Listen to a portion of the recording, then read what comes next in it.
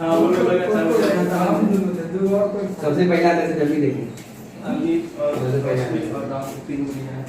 राहुल कहाँ था? चलो हम लोग देखे सेक्शन फार्मूला। सेक्शन फार्मूला ठीक है। सेक्शन फार्मूला क्या होता है वो हम लिखा दे। सेक्शन फार्मूला किसी को मालूम है कितना होता है? कितना होता है?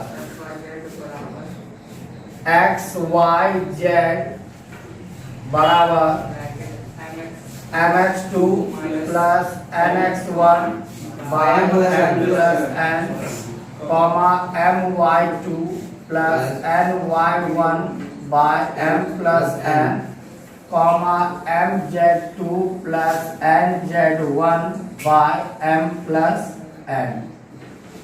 इतना होता है ठीक है। हम लोग इसी को प्रूव करेंगे।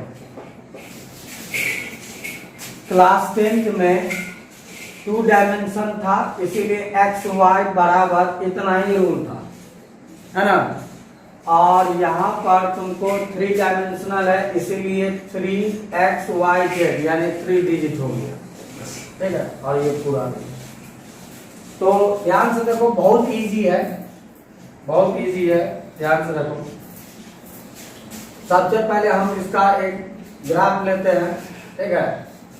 तो ध्यान से देखते जाओ, जहां नहीं समझ में आएगा वहां पर बोलना ठीक है। हम सबसे पहले एक ग्राफ लिए, ये ग्राफ, ये वाई एक्सिस, यहाँ पर इस तरह ये हमारा जेड एक्सिस और ये हमारा बच गया कौन? एक्स एक्सिस ठीक है। एक्स वाई जेड ये हमारा ओरिजिन हो गया, O point. X Y axis Z axis हम लोग जब भी फिगर बनाएंगे तो ऐसे ही फिगर बनाएंगे 3D ग्राफ पर, हमेशा ऐसे ही चलेगा ठीक है। पहले वाई अब जेड और ये एक्स ठीक है। आप सेक्शन फार्मूला में तुम लोग क्या पढ़े हो? सेक्शन फार्मूला में हम लोग क्या पढ़े हैं कि कोई एक लाइन सेगमेंट होता है ठीक है। कोई एक लाइन सेगमेंट होता है ठीक है। मान लो ये लाइन, हम इसको ऐसे सीधे खींचते थे लेकिन यहाँ थोड़ा सा दिखाने के लिए टेढ़ा खींच दिया है। ये लाइन सेगमेंट है, मान लो कि ये फर्स्ट पॉइंट ए है और लास्ट पॉइंट बी है। इस दोनों का कुछ ना कुछ तो कोऑर्डिनेटर होगा ही ठीक है। इसका कोऑर्डिनेटर कितना होगा? इसका कोऑर्डिनेटर कितना होगा? 1 हो जाता है, x1 y1 और z1 बताए थे ना। शुरू वाला का कोऑर्डिनेटर 1 1 हो जाएगा और इसका कोऑर्डिनेटर कितना हो जाएगा? x2 y2 z2 हो जाएगा ठीक है।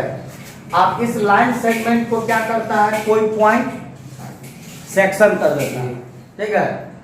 तो मान लेते हैं कि ये जो पॉइंट है यहाँ C, ये जो C है जिसका कोऑर्डिनेटर कितना होगा? x y z। इसी C पॉइंट जिसका कोऑर्डिनेटर x y z है, इसी x y z का ये रूल होता है। जो ये बांटता है उसका यही रूल हो जाता है ठीक है। और ये जो बांटता है तो किस रेशियो में बांट देता है? इधर कितना तोड़ दिया, इधर कितना तोड़ा? m तोड़ा ठीक है। इधर तोड़ दिया m और इधर तोड़ दिया n ठीक है। तो यहाँ पर आज हम लोग इसी एक्स वाई जेड जो सी पॉइंट जो सेक्शन किया है जिसका कोऑर्डिनेटर हम अपने से मान लिए है एक्स वाई जेड, इसी एक्स वाई जेड का इतना रूल को प्रूव कर देना। समझ गए ना? इस रूल को हम लोग क्या करेंगे? प्रूव कर देंगे। इतना समझे या नहीं समझे? ठीक है।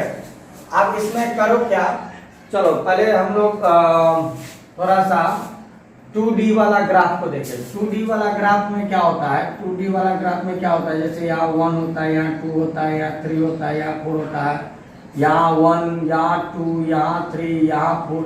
यदि हम इस पॉइंट पर लेंगे तब इसका कोऑर्डिनेटर कितना हो जाएगा? इस पॉइंट पर लेंगे तब इसका कोऑर्डिनेटर हो जाएगा 0 2 यानी x 0 y का मान 2 हो जाएगा, ठीक है। लेकिन हम इस पॉइंट पर लेंगे तब कितना हो जाएगा 3 0, ठीक है। लेकिन हम इस पॉइंट पर लेंगे, यहाँ पर लेंगे, यहाँ लेंगे तब कितना होगा 2 4। 2 4 का मतलब, इस सब का मतलब समझ लो। यदि हम 3 0 लिए तो इसका मतलब यहाँ से यहाँ तक 3 हुआ, ठीक है। यदि हम 0 2 लिए हैं, बाद में 2 है, यानी y का मान यहाँ से लेकर यहाँ तक कितना हो जाएगा 2 हो जाएगा, ठीक है। यदि हम ये 2 4 लिए हैं तो इसका मतलब ये हो गया 2 और ये हो गया कितना 4। ये सब समझ रहे हो ना। हमेशा कहां से ना पाएगा तो ओरिजिन से, हमेशा ओरिजिन से ना पाता है। ये सब हम लोग क्लास 10th में पढ़े हुए थे, ठीक है। सेम उसी तरह यहाँ पर देखो, यहाँ पर इसका मान है पहला x1, तब ये y1 और ये z1 है। याद रखना ये y एक्सिस है, ये z एक्सिस है और ये x एक्सिस है। आप सबसे पहले इसमें हम लोग परपेंडिकुलर डालते, ध्यान से देखते जाओ, ध्यान से देखते जाओ। यदि हम यहाँ पर परपेंडिकुलर डालें एकदम लंबा, ठीक है, तो इसका कोऑर्डिनेट कितना हो जाएगा किसके अनुसार। जैसे देखो इसका कोऑर्डिनेट कितना हो गया 2 4 का, यहाँ से यहाँ तक 2 हो गया और ये कितना हो गया 4 हो गया। उसी तरह देखो ये किस पर डाले हो y पर ना, तो इसका कोऑर्डिनेट कितना हो जाएगा सो देखो, इसका कोऑर्डिनेट हो जाएगा 0, y1, 0। क्यों हो गया मालूम? Yes sir. क्योंकि किस पर डाले हो तो y पर सिर्फ y का मान रहेगा, नहीं समझा। y पर किसका मान रहेगा y का मान रहेगा, x और z का मान रहेगा नहीं, ठीक है। अभी किस पर डाले हो y पर। अब हम लोग को किस पर डालना होगा x पर, फिर किस पर डालना होगा z पर, यानी तीनों पर डालना होगा। अब x पर डालने के लिए क्या करेंगे, थोड़ा सा इसको साइड में ले लेते हैं। 0, y1, 0। इसको x पर डालने के लिए एकदम जितना डिस्टेंस ऊपर की हो ना उतना ही डिस्टेंस नीचे ले जाओ, उतना ही नीचे ले जाओ, ठीक है। और ऐसे जब भी हम लोग डालेंगे एकदम सीधा डालना, ऐसे ये x पर डलाएगा, ठीक है। तो x पर कैसे डलाएगा, जैसे मान लो x ऐसे गए, ठीक है, y एकदम सीधे लंबा जाना है। x ऐसे फिगर में दिखाई था ना, x ऐसे गए, तब y ऐसे गए और z ऐसे आए। देख लो हमेशा लंबवत डालना है। सेम उसी तरह यहाँ से यहाँ तक आए और यहाँ से यहाँ तक। ये किस एक्सिस, कौन सा एक्सिस है x, तो इसका कोऑर्डिनेटर कितना हो जाएगा x y 0। हाँ, इसका हो जाएगा x1, 0 0 हो जाएगा। किस पर लंब डाला है x एक्सिस पर, तो y और z का मान तो होगा ही। इस पर किस पर डाले हो तो सिर्फ तो y का मान होगा, x और z का मान होगा नहीं समझा। सर इसको इस तरह से भी लिख सकते हैं। अभी तुम y पर डाला, ठीक है, ये नहीं समझो y से होते हुए डाले हैं। पहले हम लोग x गए, तब हम लोग y चलेगा, अब y का बात करेंगे, फिर z का बात करेंगे। ये पॉइंट सिर्फ y एक्सिस पर का है, ये पॉइंट हमेशा x एक्सिस का है। अब यदि हम z पर डालेंगे, सपोज करो हम यदि z पर डालें, इस पर डालें, तो इसका कोऑर्डिनेटर कितना हो जाएगा, इसका मान कितना हो जाएगा 0 0 z1 हो जाएगा, होगा कि नहीं होगा। सेम इसी तरह C पॉइंट से चलो, C पॉइंट से उसी तरह पहले हम लोग y पर डालेंगे तो कितना हो जाएगा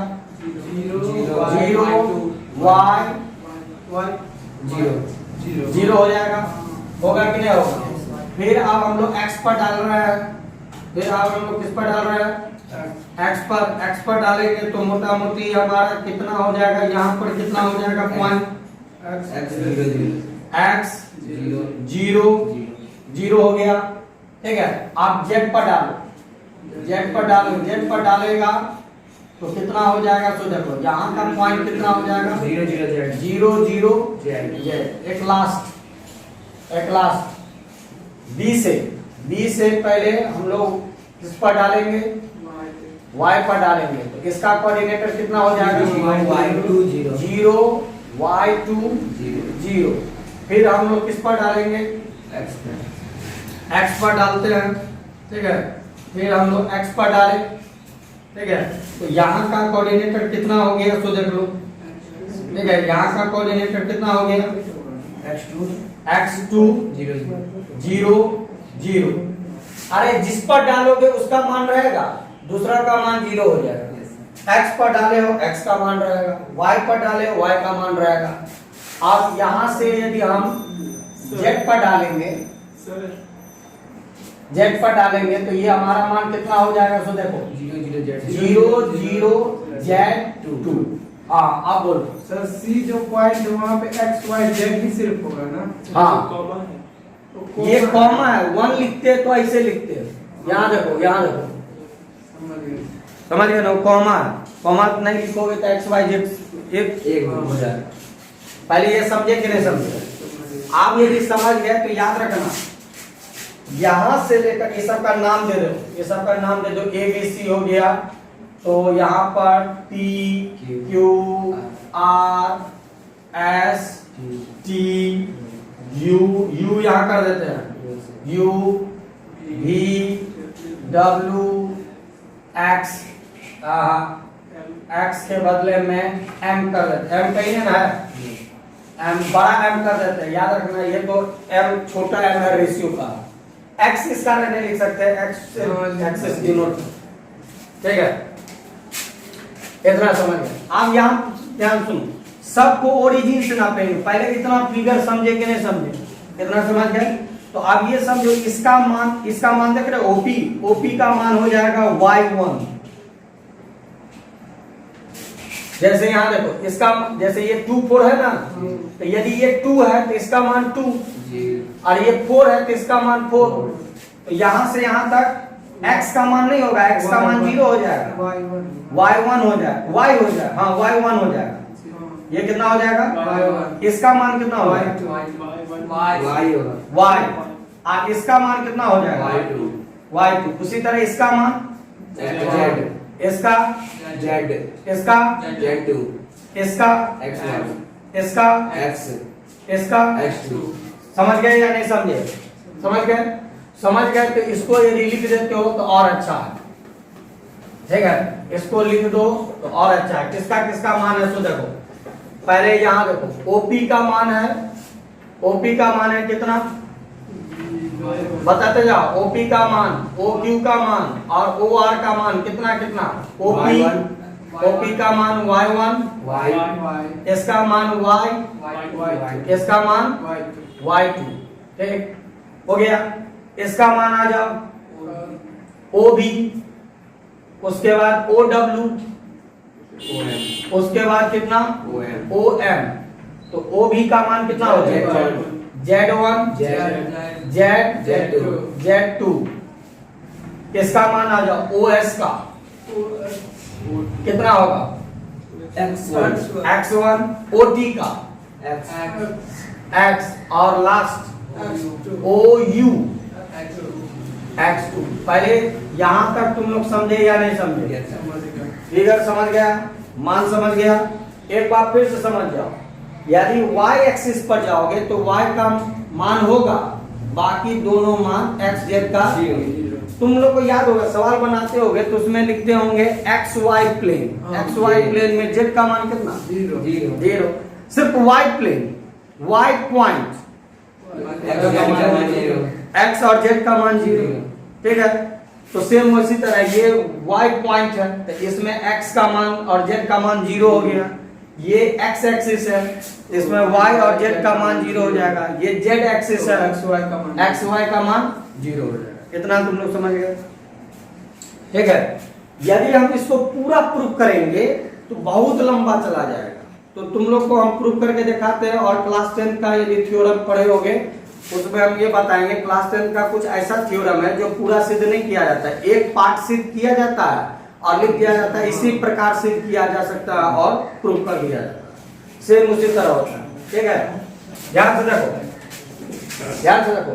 यदि हम यहाँ से यहाँ पर परपेंडिकुलर डाले हैं, यहाँ से यहाँ तक परपेंडिकुलर डाले हैं, तो जितना इसका लंबाई होगा या जितना इसका होगा डिस्टेंस, उतना ही डिस्टेंस इसका होगा। ध्यान से समझते जाओ, उतना ही डिस्टेंस इसका होगा। जितना डिस्टेंस इसका होगा उतना ही डिस्टेंस इसका होगा, ठीक है, उतना ही डिस्टेंस याद रखना है कि जितना इसका डिस्टेंस है उतना इसका डिस्टेंस है, उतना ही इसका डिस्टेंस होगा, यानी सेम जा रहा है, ठीक है, और उतना ही डिस्टेंस इसका होगा।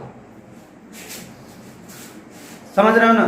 आप कह रहे हो सर ये तो कम है, कम का नहीं, थोड़ा सा और इसको एडजस्ट किया जाता है। मेरा बात समझ गया ना? सेम एकदम चलेगा।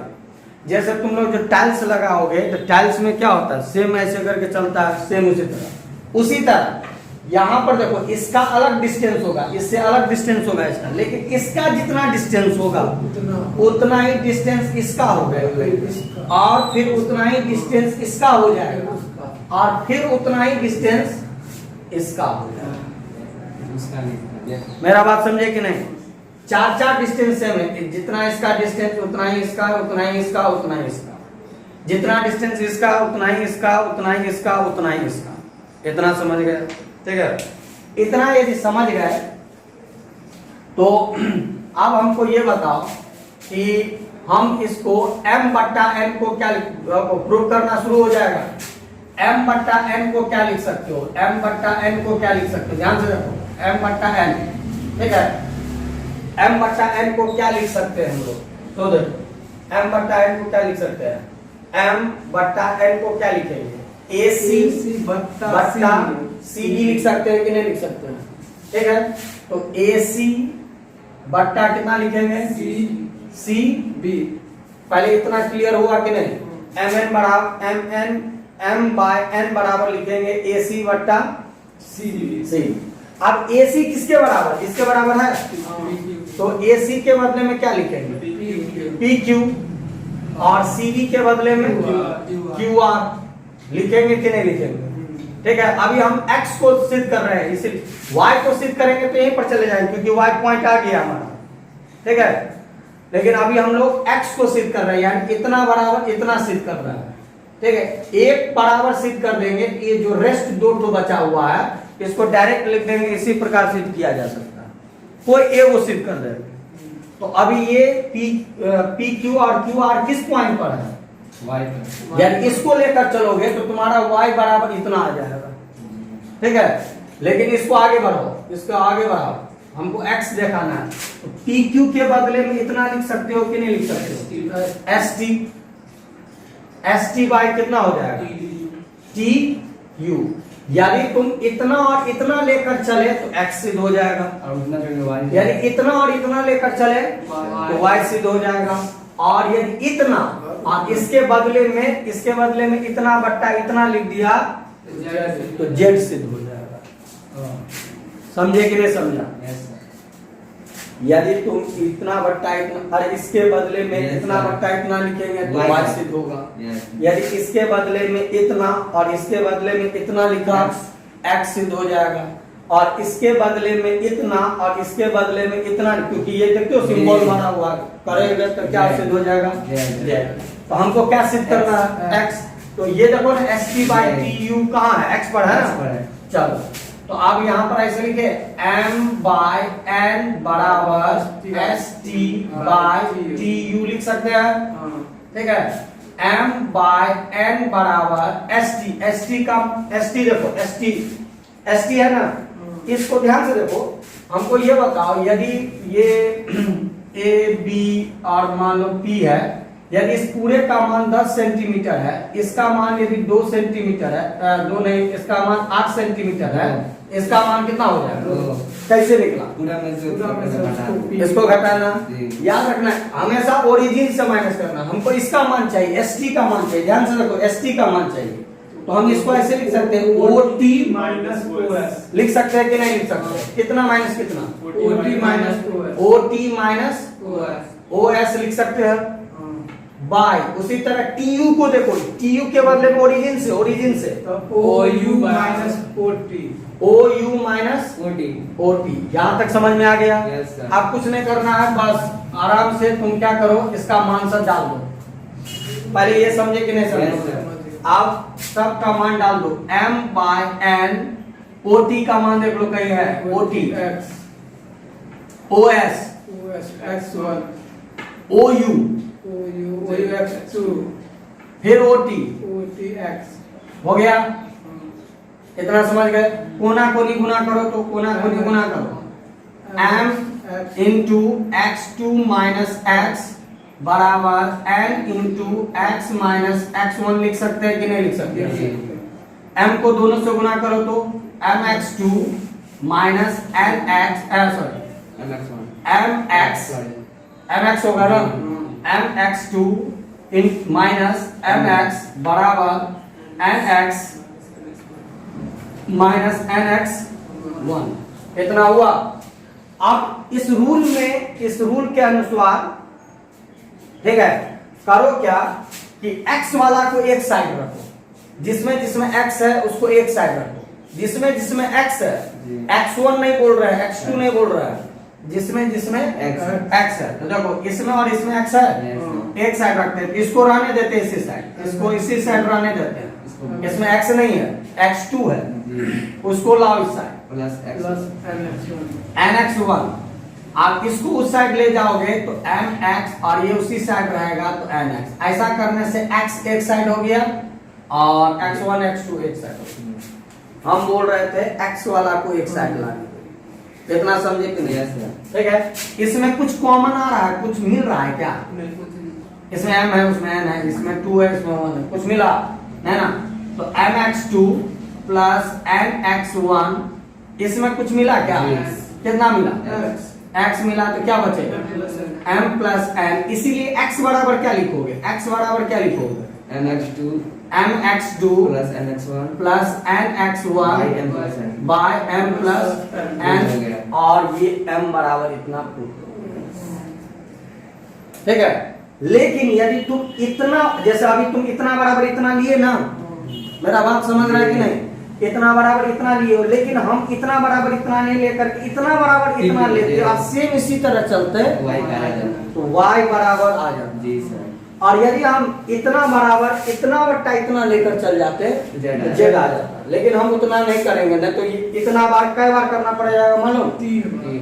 3 बार करना पड़ेगा। इसको हम इसको इक्वेशन फर्स्ट मान लेते हैं, इक्वेशन फर्स्ट मान लिए, और यहां पर लिख देंगे, यहां पर लिख देंगे similarly we can prove that, ठीक है, similarly we can prove that, यानी इसी प्रकार हम सिद्ध कर सकते हैं कितना, तो यदि इतना बराबर इतना लेकर चलते तो क्या आता? तो y बराबर क्या आता? my2 plus ny1 by m plus n आता। इसको इक्वेशन कब आता ये? जब इतना लंबा चौड़ा करते तब आता। तो हम इतना लंबा चौड़ा नहीं करके डायरेक्ट लिखेंगे, ठीक है। फिर यहाँ लिखेंगे अगेन, ठीक है, अगेन यदि हम इतना बराबर इतना बट्टा इतना लेकर चले रहते तो हमको क्या आ जाता?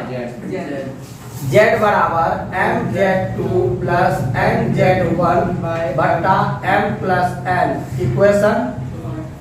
हाँ, मेरा बात समझ रहा है कि नहीं समझ रहा? फिर से समझो, हम इतना बराबर इतना लेकर चलेंगे तो y का रूल आ जाएगा, इतना बट्टा इतना लेकर अभी चले हैं x का रूल आया है, यानी इतना बट्टा इतना लेकर चलते तो z का मान आता है। मेरा बात समझ रहा है कि नहीं समझ रहा? ठीक है, तो हम लोग एक को सिद्ध किए और दूगो को डायरेक्ट लिख दिए, ठीक है। अब यहाँ पर लिखेंगे from equation first second and third we get, ठीक है। तीनों को कंबाइन करके लिखो, तीनों को कंबाइन करके लिखो, तो कंबाइन करके कैसे लिखोगे? x का मान कॉमा y का मान कॉमा z का मान बराबर कितना आया? mx2 plus nx1 by m plus n comma my2 plus ny1 बट्टा m plus n comma mz2 plus nz1 बट्टा m प्लस n, ये आया। और ये हमारा